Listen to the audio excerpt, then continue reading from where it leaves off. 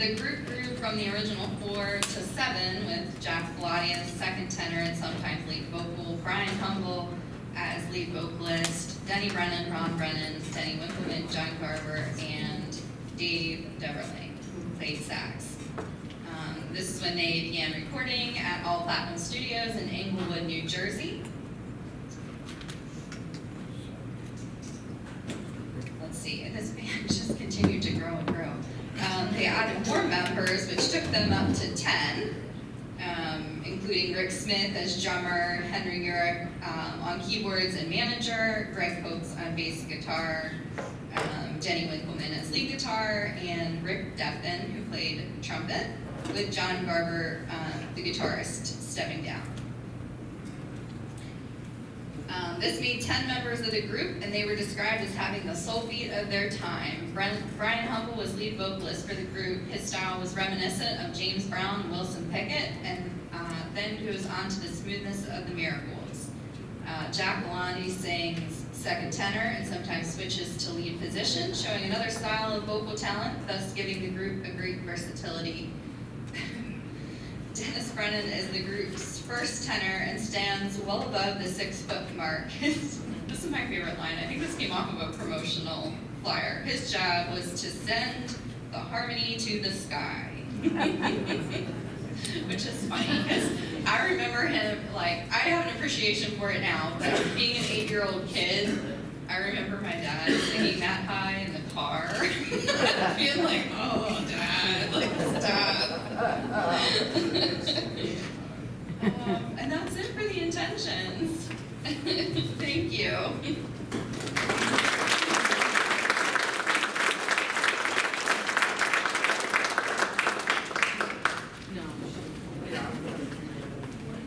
I'm just going to go back to the Exciting Invictas for a second, and I apologize, but without Jim here, we sort of mumbled through that part.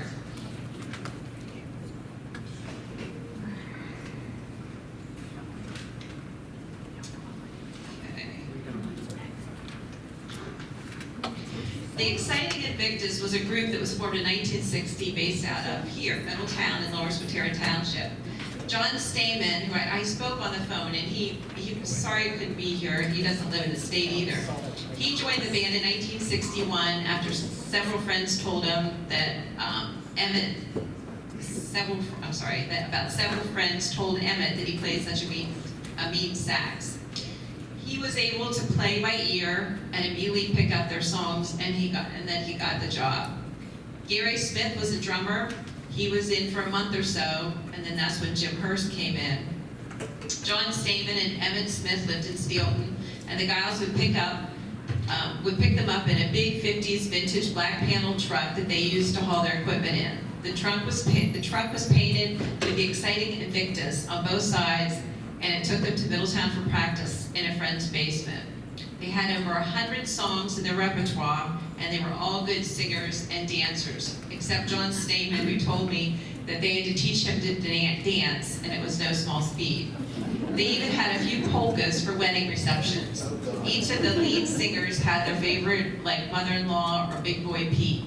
The Exciting Invictas played throughout PA and New Jersey at places like Hershey Park and the Ballroom, Swatara Park, White Oaks Park in York, VFWs, American Legion Post, colleges like Penn State and Shippensburg.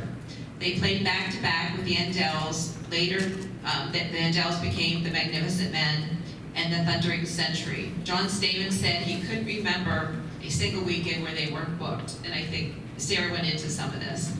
But there's something else.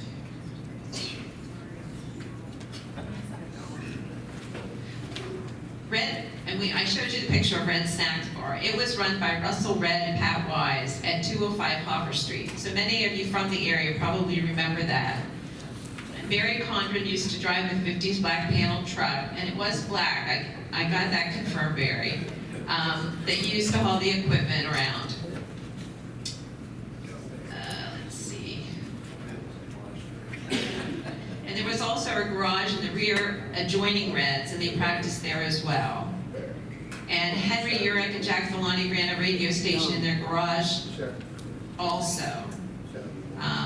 Let's see, this is John Stamen said that Emmett Smith wrote the music and lyrics to I Don't Care, and Jimmy Noon did the excellent job as a lead singer. Jim Hurst could not say enough about Jimmy Noon and his voice and the way he sang. And there was a group before the Exciting Invictas, it was called the Schoolboys, and he was part of that as well. And I have it on your other band flyer. They were such melodical singers. Jim Hurst said he was just so impressed with them, and that's really what got him interested in starting and playing with the Exciting Invictas. I think that's it. Does anybody have anything to add about those first three bands? The Exciting Invictas, the DuValles, or the Intentions? Because we'd love to hear your stories. Now's a good time. I'll bring you a mic.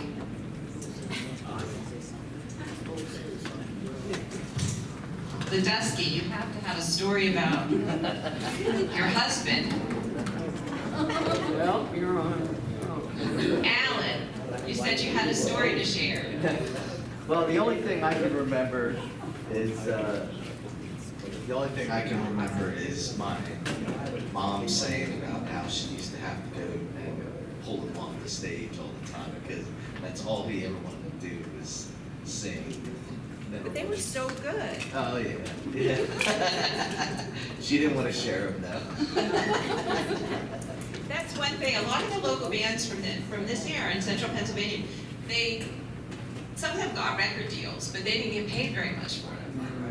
And they certainly don't get residuals from hearing, and from the other, like the doo-wop records that you see that have a collection, they don't get money from that.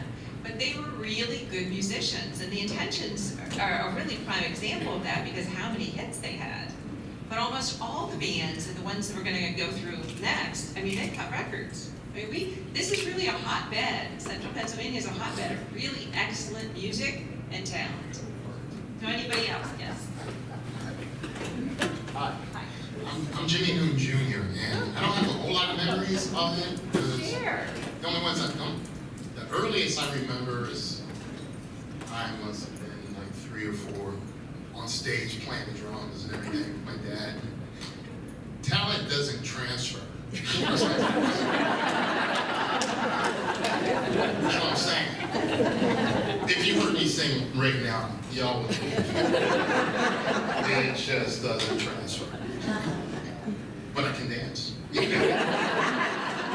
1 out of 2 ain't bad. 1 out of 2. 1 out of 3. Do you want to share any stories with us? I know I'm putting you on the spot, but Give it to your sister. Yeah, give them a we're here. Hi, my name is Lynn Noonstipe. I had lots of memories of Dad. I used to get on stage and dance. Sometimes I would dance on the table after they were home. I'd get paid a nickel or a dime, and I just thought that was it. My dad was like, go girl, And I still remember at Seven Sorrows when they used to have the car raffle. Do you remember that? You don't remember the car raffle at Seven Sorrows? Or the money raffle? And my dad would sing for like 3 hours and couldn't talk the next day. My mom would get so mad because, why are you singing that much? But he enjoyed it. He loved to sing. And I felt bad because, like my brother said, we can't sing. I can dance too, but I can't sing like my dad. And I'm just proud of him. I know, he was a great football coach. He was a good person. He worked hard at Penn State, Harrisburg campus. And I try to keep the memory of my dad alive in my grandchildren and my children because I don't want them to ever forget about their poppy. And this is just a good memory. And I thank you for it.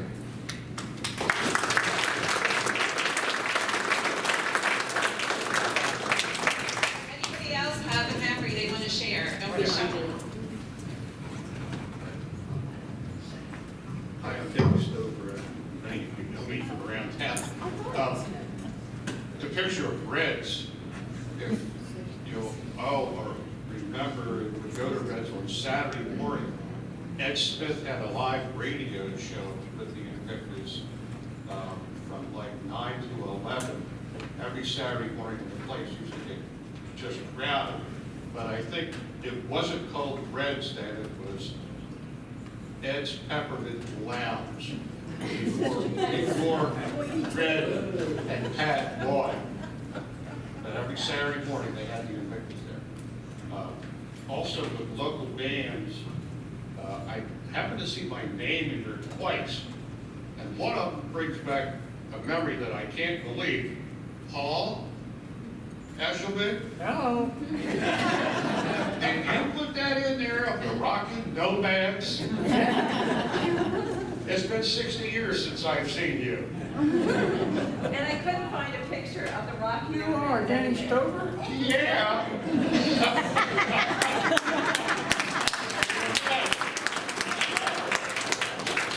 And the other band I was in with the Imperials, his late brother Rich Carrera, Bob Carrera, Francis Bailey, Butch Kerstetter, Gary Berry, Gary Brandt.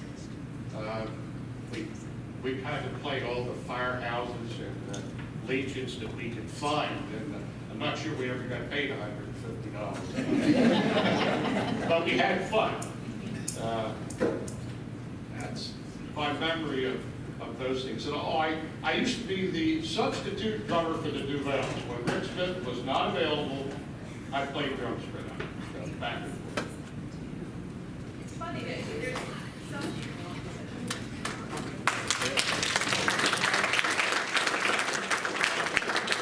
I did not know what was going to happen here tonight. Henry Urick called me on Tuesday to tell me to make sure I was here, and I said I would be here, and I didn't know how it was. So call Henry tomorrow. Good thing. We have a commercial at the end on Henry. He runs a radio station.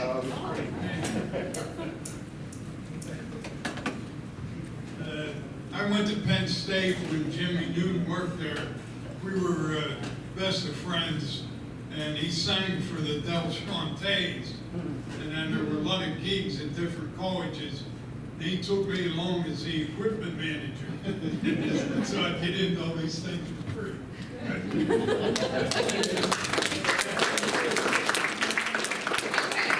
Now we're going to move on to other bands, and Paul's going to take over because he was in most of them.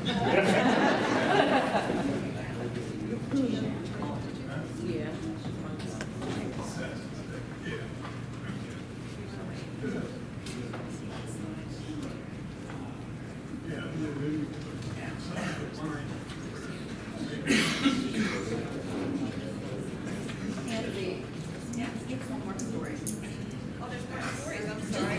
At least one more story. All the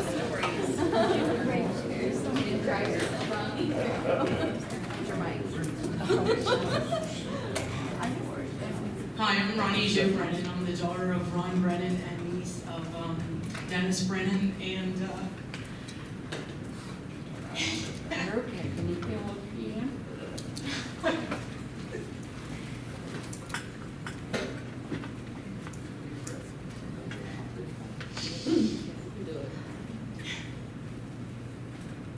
I too, like Sarah, I had no idea what doo-wop music was. And two of my favorite things I remember is every time my uncle came down to visit, no matter what they were doing, whether it was a holiday or just for a visit, him and my dad would always sit in the living room and always turn on WITF and listen to doo-wop music, and it was so loud. I mean, back in my bedroom, and there they were just in the hall, and my dad would be like, "Oh man, just listen to this group, and they're just great." And my mom would be like, "Yeah, he's like, they really are." And then every time me and my dad would go somewhere, you know, our favorite song that we listened to driving was Imagination. I do not know the group, I forget it, I'm sorry. But my imagination. Yeah, I'm not gonna sing, I love the dance. You can't sing. But that was a fun memory of my dad that I always cherish, and I too, like Sarah, just have those memories of my uncle, and they were two of the best men in my life. Absolutely. Two heroes that just meant the world today. So thank you for this function and having it. I'm proud to be here. Thanks, Laura. Did I miss anybody else that wants to say anything? Okay, I'm Bob Carrera. I was a member of the, we used to call them the Exciting Imperials, but they only put it on as Imperials on the program. So the story that I wanted to tell was, and I can't remember who choreographed it, but our home base was what is it? Oakland Fireball. Thanks, Danny. We used to come out. These people were crazy for us at that place, and it made me feel so good. But we choreographed something that when we came out at first, our band would start playing, and one at a time we would come out, grab the microphone, and do. I got the music. It was in my head, my arms, my legs, and stuff, and then we'd do a split. And then the next guy would come out, and it was just crazy. We had the greatest fans up there. It was just yeah, that's what Did you wouldn't watch have happened. demonstrate? No. Thank you all.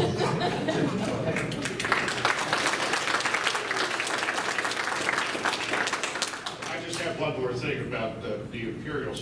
I grew up with my grandparents, and the greatest day that I can remember was when I told them I was taking the drums to Oak Hill Drive to the Carrera's basement, and that's where they stayed, because no more noise in their house. They loved it. They thought it was wonderful.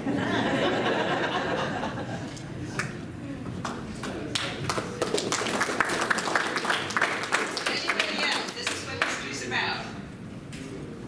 Okay, we're going to move on to other local bands.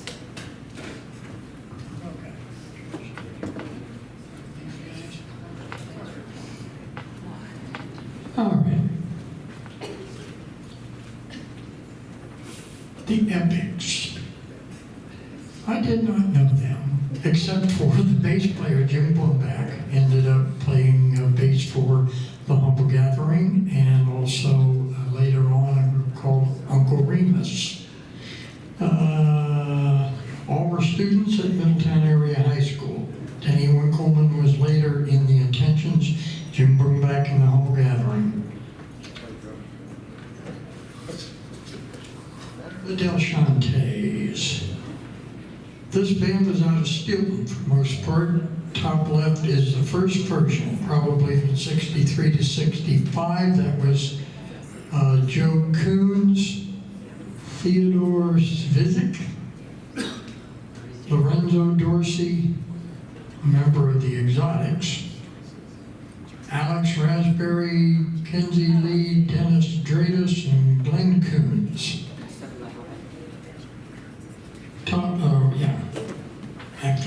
After we were called the Reminisce. Okay, here we go. You've heard the rest, now hear the best. There it is. And they recorded on Steeltown Records.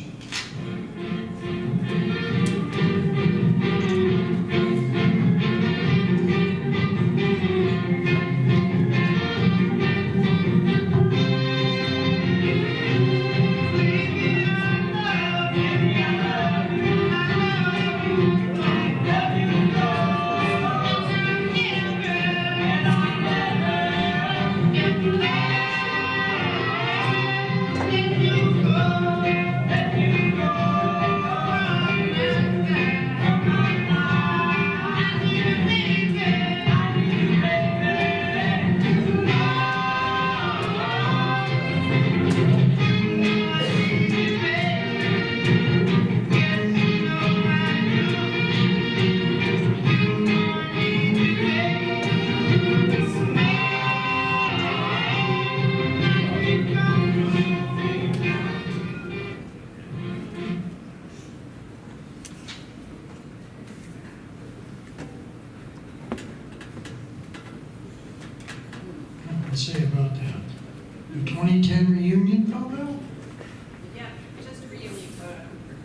on the bottom right.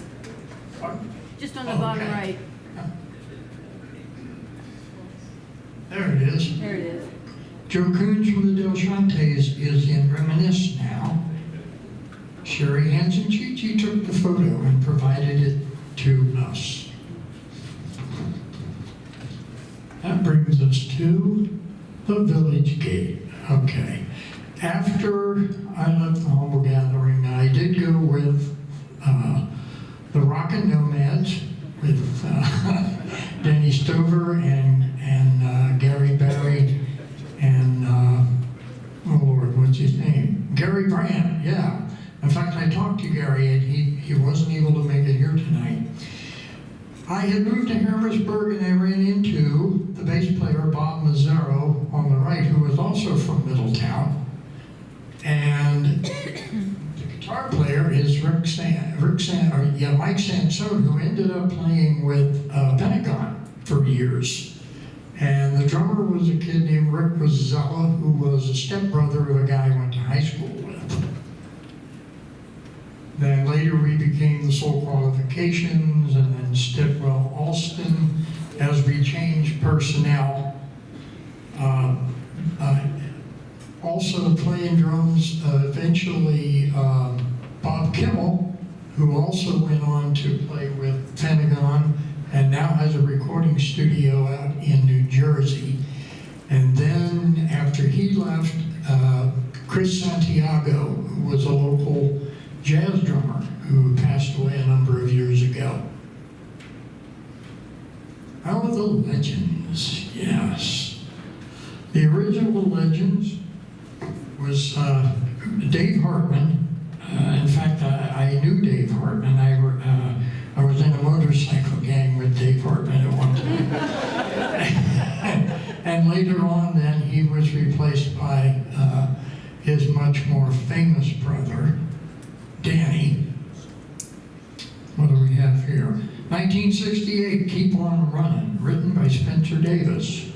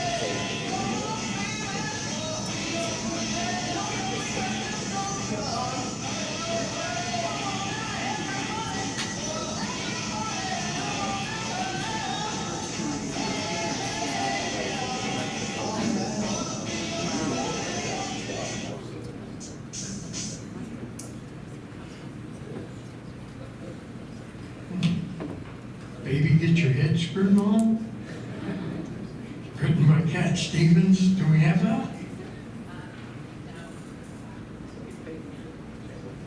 Dan Hartman, by the way, is one of the guys this is who Dan. hit it big.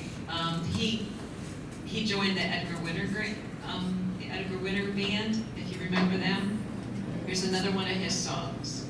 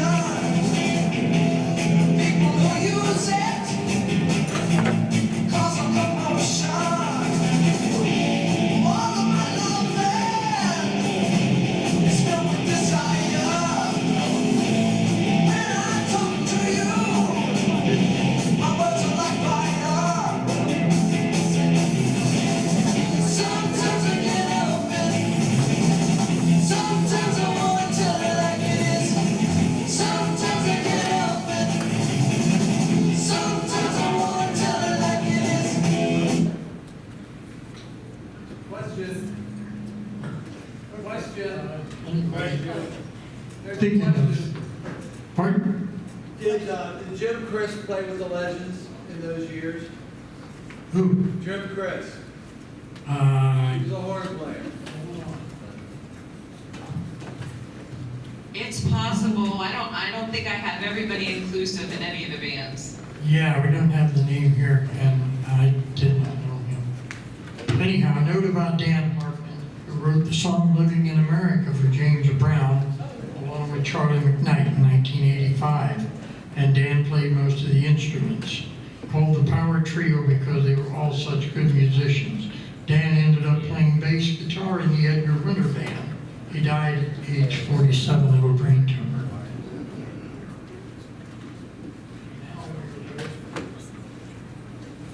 Shanghai, 1969 to 74. In the beginning, they called themselves the Shanghai Noodle Factory, which, well, it was named after a song by Eric Clapton. Bob Kimmel was the drummer, Wally Smith on vocals, Joe Procopio guitar, Jim Keller bass, and a very good friend of mine, Frank Schaffner, on the keyboards. Shanghai played at the Club Inferno